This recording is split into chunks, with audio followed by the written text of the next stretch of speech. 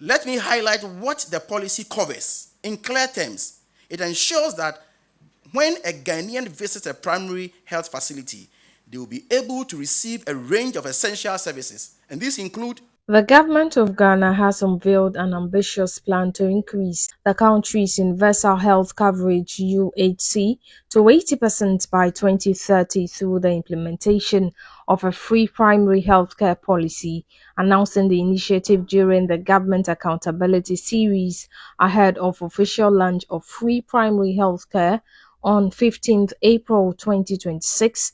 The Minister of Health, Honorable Kwabena Mintah Kando, described the policy as a transformative reform aimed at expanding access to healthcare while shifting focus towards preventive and community-based services.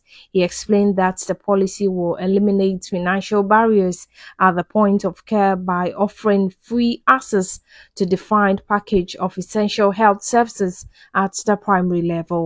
These services will be delivered through community-based health planning and services CHIPS compounds, health centers, and polyclinics across the country.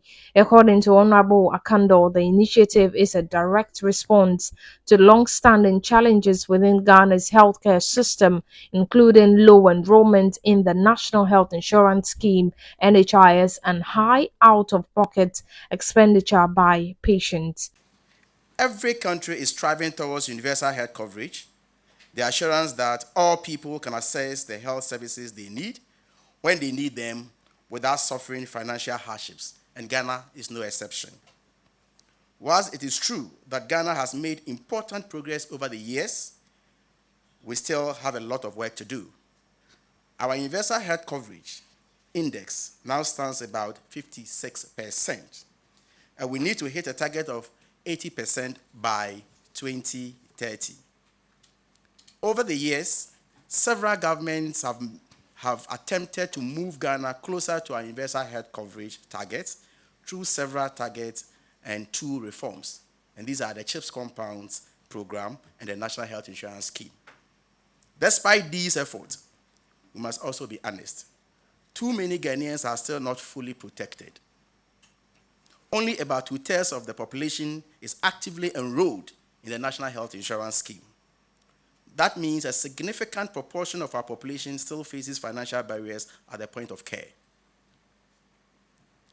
Out-of-pocket payments still account for roughly one-third of total health expenditure.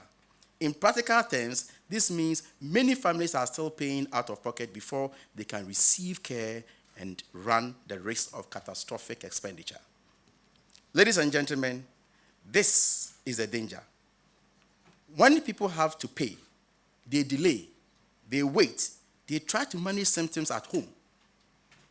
And by the time they come to the facility, the condition often worsened.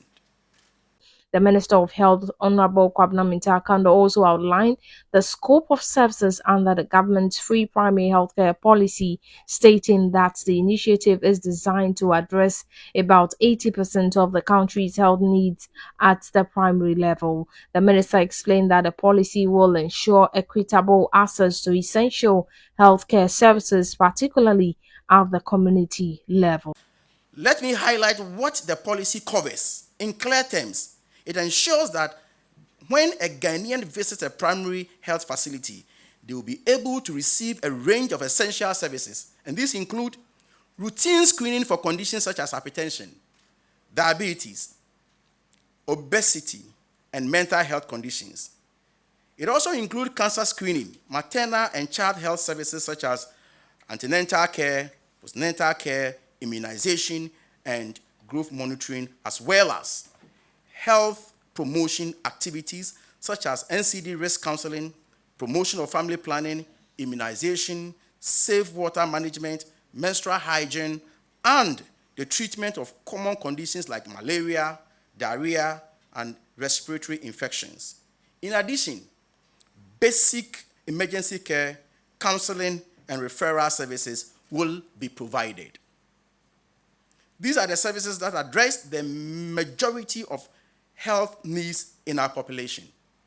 And survey has it that about 80% of our health needs is the primary health care. So if we get our primary health care right, what it means is that we are getting our system right, and we'll have a resilient health sector and health system.